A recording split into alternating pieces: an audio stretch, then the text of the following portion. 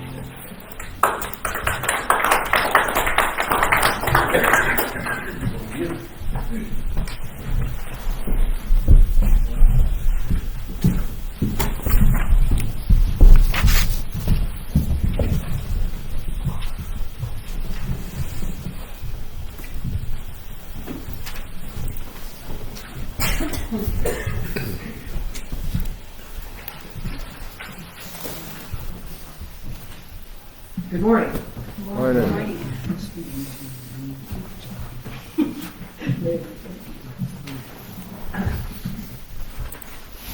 First Samuel chapter 16 verses 11 through 13, the Common English Bible version.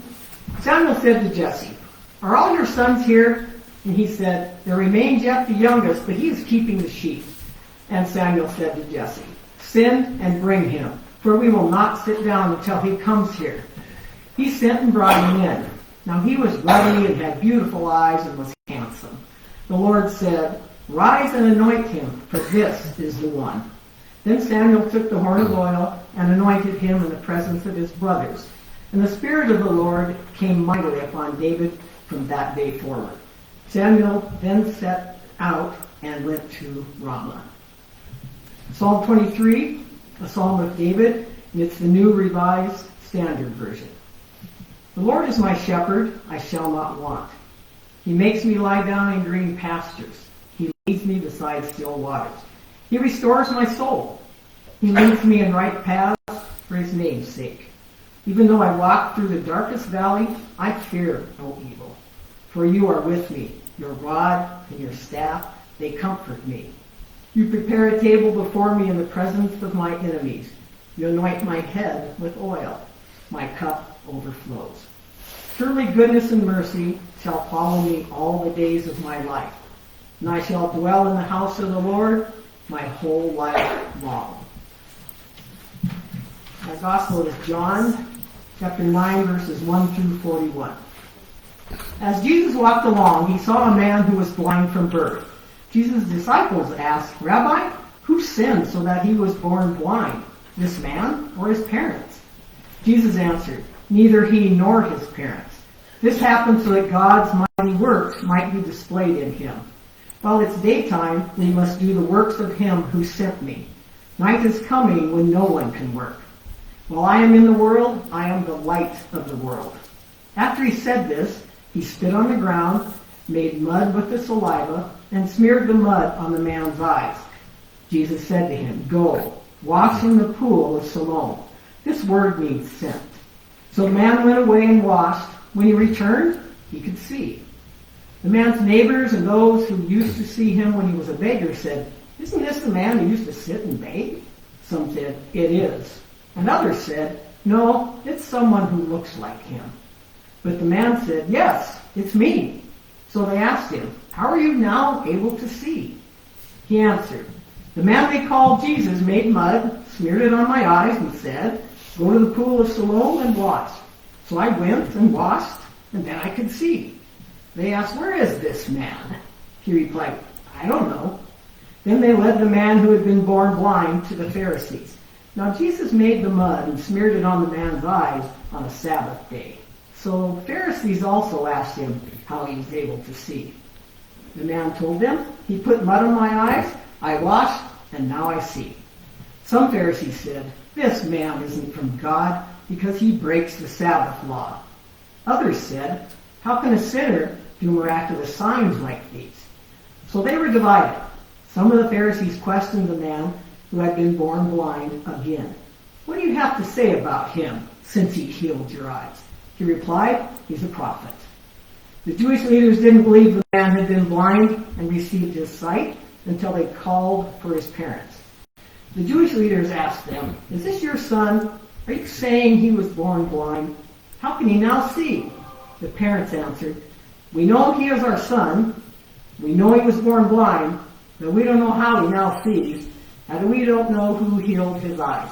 Ask him. He's old enough to speak for himself. His parents said this because they feared the Jewish authorities. This is because the Jewish authorities had already decided that whoever confessed Jesus to be the Christ would be expelled from the synagogue.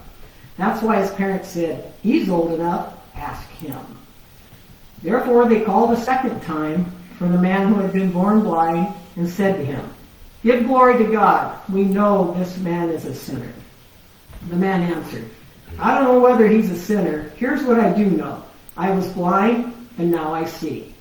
They questioned him, what did he do to you? How did he heal your eyes? He replied, I already told you, and you don't listen. Why do you want to hear it again? Do you want to become his disciples too? They insulted him. You are his disciple, but we are Moses' disciples. We know that God spoke to Moses, but we don't know where this man is from. The man answered, that is incredible. You don't know where he is from, yet he healed my eyes? We know that God doesn't listen to sinners. God listens to anyone who is devout and does God's will. No one has ever heard of the healing of the eyes of someone born blind. If this man wasn't from God, he couldn't do this. They responded, you were born completely in sin. How is it that you dare to teach us? Then they expelled him. Jesus heard they had expelled the man born blind. Finding him, Jesus said, do you believe in the Son of Man? He answered, who is he, sir? I want to believe in him. Jesus said, you have seen him. In fact, he is the one speaking with you. The man said, Lord, I believe. And he worshiped Jesus. Jesus said, I have come into the world to exercise judgment so that those who don't see can see, and those who see will become blind. Some Pharisees who were with him heard what he said and asked, surely we aren't blind, are we? Jesus said to them, if you are blind, you wouldn't have any sin. But now that you say we see, your sin remains. This is the word of God for the people. Thanks be to God.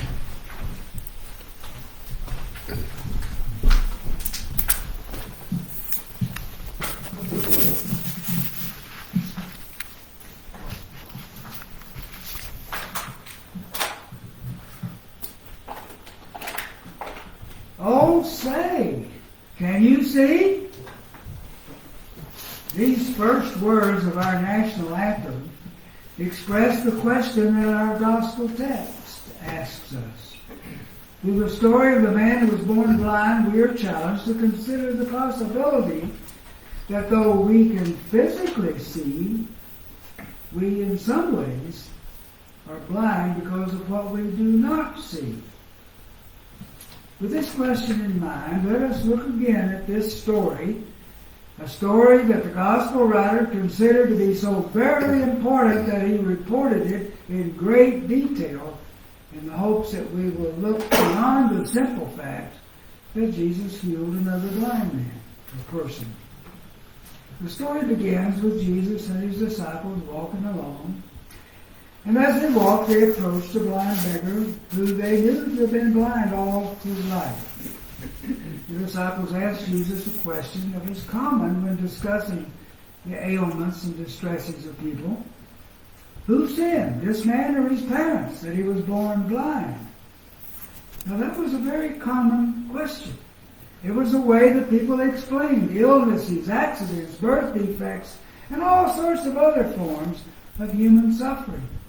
It was assumed that the suffering person, or someone close to this person, must have sinned, and that the suffering was a consequence of the sin. We've not gotten entirely away from that either, thus saying, for example, well, she got what was coming to her. She got what she deserved. Have you ever heard anything like that about someone? Or something similar? I remember occasions when I was counseling with a person who was suffering in some way from illness or from grief over the loss of a loved one, for example. The person would say something like, what have I done to deserve this? What have I done to deserve this? That is the question the disciples asked Jesus about the blind man. And I can imagine Jesus remaining silent for a moment and then answering in a kind of firm way. Neither this man nor his parents have sinned. Jesus goes on to point out the fact that the man is blind, but the fact that he's blind is an opportunity for God's works to be revealed to him. He wasn't blind because of sin. God did not inflict blindness upon him. It was a birth defect. So now it was God's will that he be healed of his blindness. Jesus continues with a remark that might seem to be out of place. For John, the reminder that Jesus is the light is always appropriate, especially in the context of a person who has lived in darkness all his life. Because Jesus said, as long as I'm in the world, I am the light of the world. In the first chapter of John, the writer makes this comment about Jesus. In him was life, and the life was the light of all the people. The light shines in the darkness, and the darkness has not overcome it. Jesus proceeds to heal the man. Note, Jesus does not ask the man if he wants to be healed, nor does he question the man's faith. He just proceeds to heal him using a common procedure of that time. He spat upon the ground and made a small ball of mud. He rubbed the mud over the man's eyes and told him to go wash his face and to clean the mud away. The man responded not with questions of, why was Jesus doing this? But he just went and did as Jesus had instructed him. And behold, he came back to Jesus and the disciples able to see. He could see. The darkness of his world was gone. Can you even imagine how that man must have felt? He must have been shocked. He must have wanted to see everything all at once, because he'd never seen anything in his whole life. But he wanted to see people, the trees, the pool where he'd washed the mud away. He wanted to see everything. He was obviously excited. At this point, note, Jesus and the disciples move out of the story. But the people of the neighborhood move into the story. And they see this man and they begin to question him.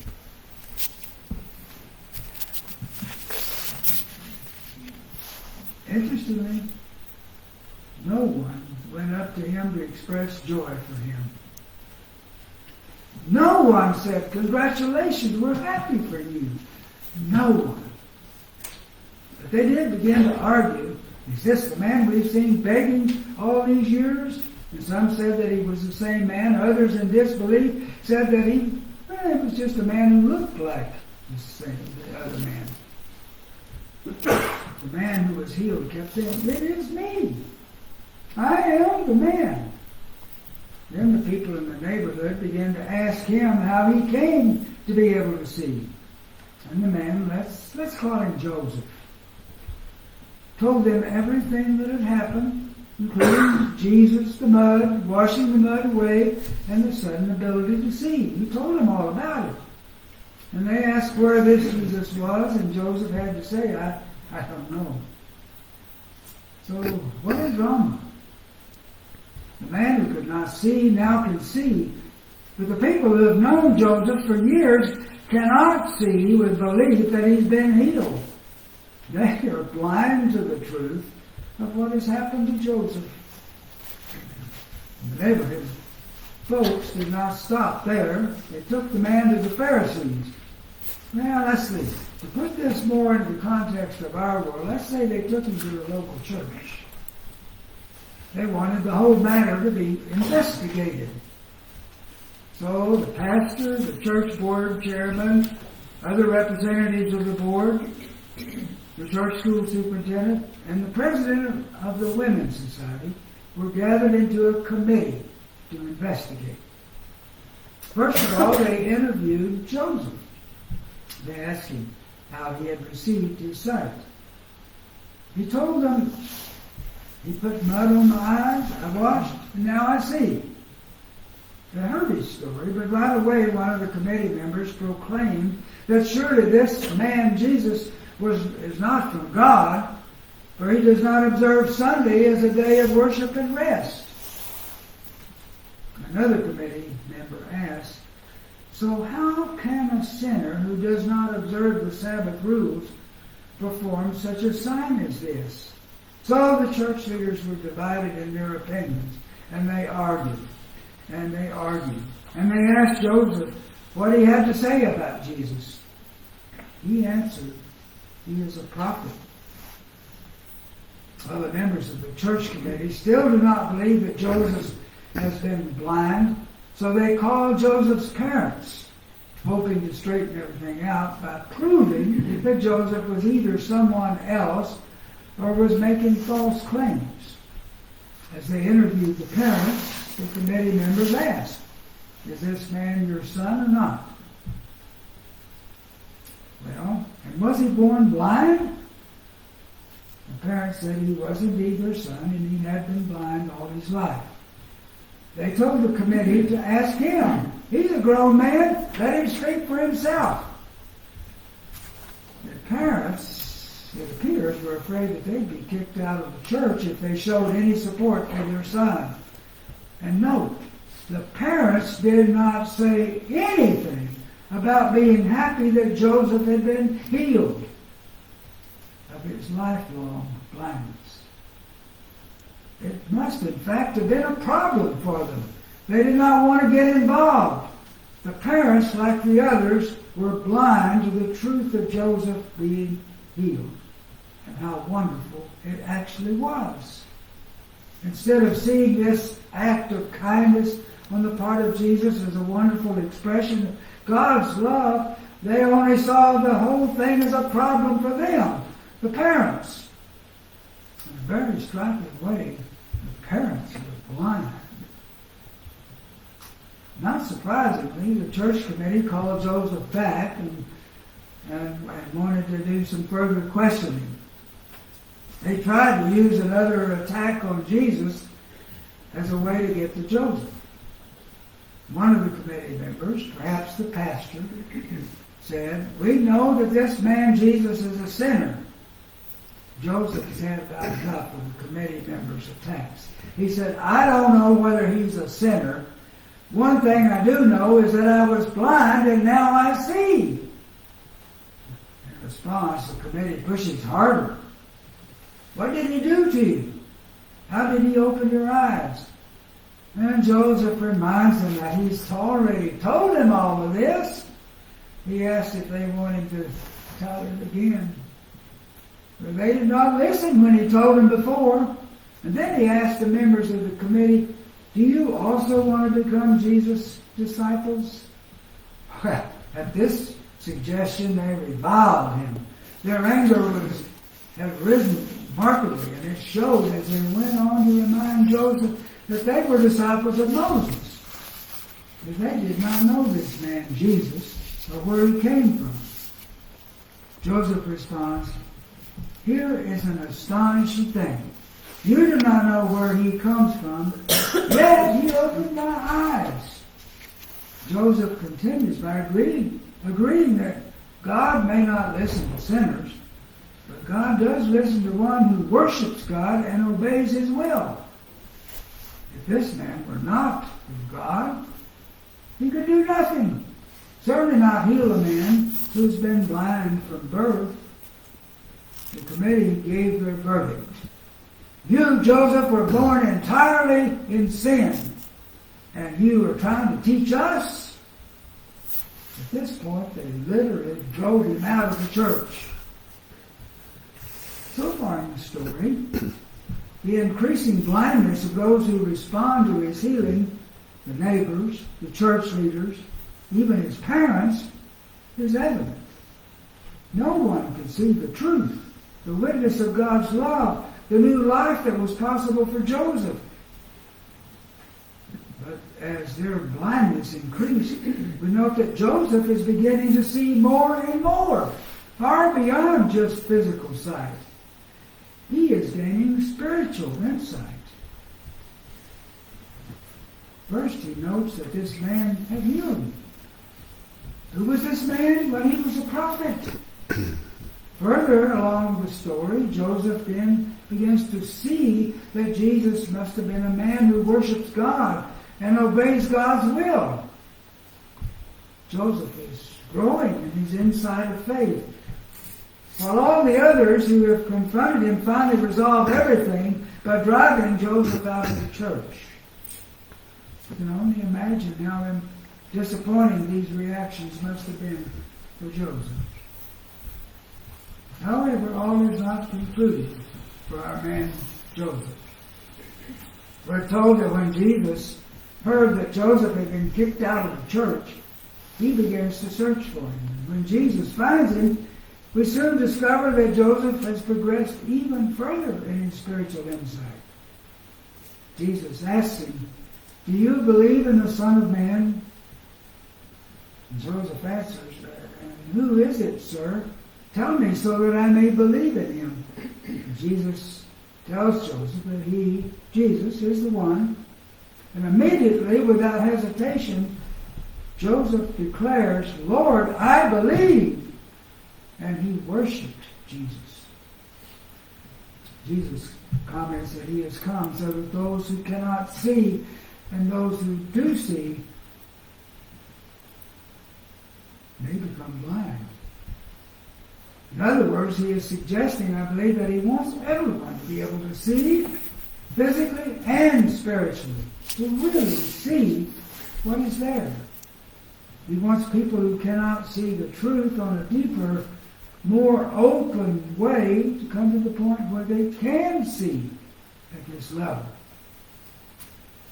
Some of the church people were still hanging around, and they saw Joseph kneel and worship Jesus. And they also heard Jesus' words about the one who can see becoming blind. They were probably defensive about this, perhaps even feeling a little bit guilty about the way that they have treated Joseph. So they say to Jesus, "Surely we're not blind, are we?" Jesus responds with something for them to think about long and hard. He says, if you were blind, you would not have sin. But now that you've saved, we see your sin remains. And Jesus is pointing out that if we begin to see beyond our blind spots, but do not change our attitudes and behavior accordingly, our sin remains. Oh, say, can you see? The miracle of the biblical story is that the blind man became ever more filled with spiritual insight, as well as a new experience of physical sight. How exciting. The tragedy of the story is that the other people became ever more set in their ways, more dogmatic, more blinded to the truth and to the presence of God than they were before.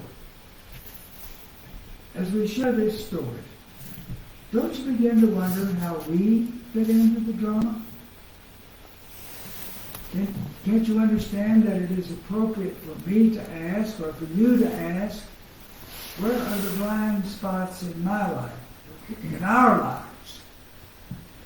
We can ask, am I more like the young man who is open to transformation and new insights? Or am I more like the others who hold on, no matter what, to their blind spots? You know, most of us can think clearly in a lot of ways. We can function well. We can do things at home. We can do our jobs well. We can relate with people on committees. We can worship together, and we can make decisions. We can function very well on the whole. And yet we know that there are parts of our lives where we do not always function so well. Perhaps in a particular relationship within our family, or with people with whom we work, or even with some of our friends at church. Perhaps some negative attitudes have built up about certain groups of people, people who are different from us, people about whom we have made assumptions. Sometimes our minds and hearts process things in such a way that we do not even realize how blinded we have become. There's a story about a traveling salesman. He's on the road heading towards the next town where he hopes to make some sales, of course. And he's going along fine until suddenly he realizes he has a flat tire. He stops and looks in the trunk, but his jack is not there. He searches frantically, but there is no jack. It's beginning to get dark, and there was no traffic on the highway. He does see a light not far away in a house. But as he goes to the house, he begins to think, what if they're not at home? What if they're at home but do not have a jack? What if they have a jack but will not loan it to me? He gets more and more discouraged and has developed a feeling of hopelessness. So he gets to the door and rings the doorbell. The man comes to the door and the salesman slugs the man and shouts, "You can keep your darn jack." Well, this is a silly story. However, I believe it is a reminder of how our thought processes can sometimes develop into such a negative attitude that we're blinded from being able to see reality. This can happen in very severe ways or in more limited ways, such as with the traveling salesman. I suspect that some of our blinded reactions are about as silly as that of the salesman. Things can build up in our minds and hearts so that we lose the ability to be open-minded, at least in regard to certain issues or people or groups of people. What will it take to remove the scales from our eyes and our hearts so that we can see the truth? What will it take to heal our blindness, whatever it is? But sometimes in the midst of our lives, unexpected opportunities come to us to gain a new vision of reality opportunities for us to grow in our ability to see with new eyes. Various characters in our biblical story had such an opportunity, but they blew it. On Christmas Eve one year, a young couple with their 18-month-old baby were traveling home. They had been visiting with family over Christmas. They saw a roadside restaurant and decided to stop for a meal. They went inside, got a booth and a hot chair for the baby, and they settled in and were looking forward to a good and relaxing meal together before they hit the road again. After a few minutes, the woman noticed a man sitting in a nearby booth, and he was facing them. And as the woman looked at him, she almost got ill. He was obviously very dirty. His hands were rough. His eyes were watery. His front teeth were missing. His hair was a mess. And he had not shaved for several days. He had a scrubby-looking stubble on his face. And his clothes were dirty and ragged. She nudged her husband, who also looked at the man with disapproval. What got them really upset, though, was their 18-month-old daughter. She had noticed the man and she was smiling at him. The man smiled back and waved at her. The mother tried to turn the baby's head the other way, but somehow the baby was attracted to this old tattered man. She kept smiling and even rather timidly waved at the man. And he smiled and waved back. The man didn't say anything, but he shared the smiles and the waving with the baby. Finally, the father said, "I've had enough. Let's get out of here now." And he got up and went to the counter to pay the bill. The mother picked up her daughter from the high chair and started towards the door. She intended to walk quickly by the old man, but the baby turned sharply as they approached the booth where he was sitting. She turned so sharply that the mother had to turn with her. And suddenly her eyes met the eyes of the man, a wretched creature. And the woman saw him. The baby reached out to the man. And you know how a baby can reach out and almost leap from your arms if she or he is determined to be picked up by another person. The old man asked quietly, "May I hold your baby for a moment?" The mother, seeing how her child was reaching for the man, relented, and she handed the child to the man in the booth. He took her and held her very carefully. He smiled at her again, and she returned the smile. He lightly touched her forehead and one of her cheeks. Then he handed the child back to her mother. "Thank you," he said. "You just made my Christmas." The woman headed for the entrance, but even before she went through the door to the outside, tears were streaming down her cheeks. She did not even know exactly what had happened. However, she really saw that the old man, the raggedy old man, was a human being. He was a person. He was capable of loving and being loved.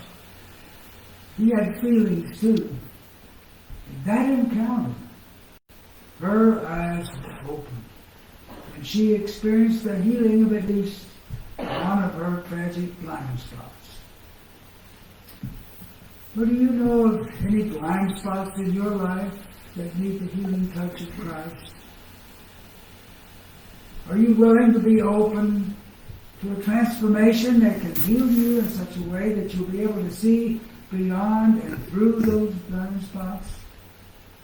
Are you open to pray for Christ to reveal to you the blind spots that are so hidden within you that you do not realize they're there?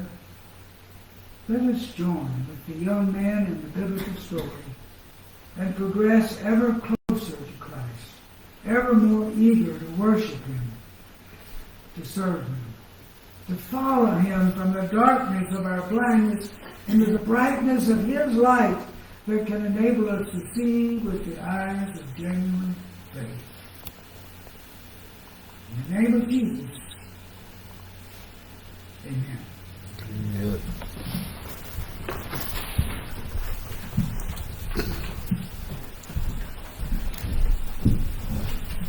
I invite you to stand for a closing hymn. I open my eyes that I may see.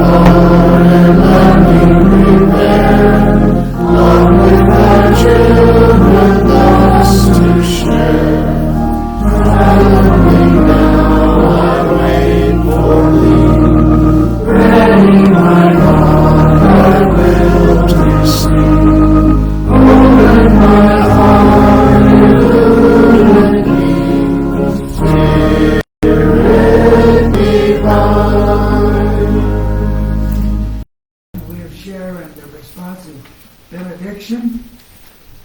Go forth in the light of God. We will walk as children of light. Go forth in the warmth of Christ's love. We will travel as children of love. Go forth in the flame of God's Spirit.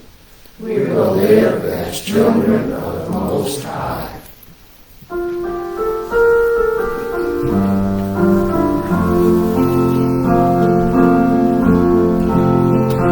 As we go, may your Spirit go before us. As we go, may we follow where you lead. May we live what we have heard, share the message we have heard, be a light into the world as we go. As we go, may your Spirit go before us. As we go, may we follow where you lead. May we live what we have heard, share the message we have heard, be a light into the world as we go.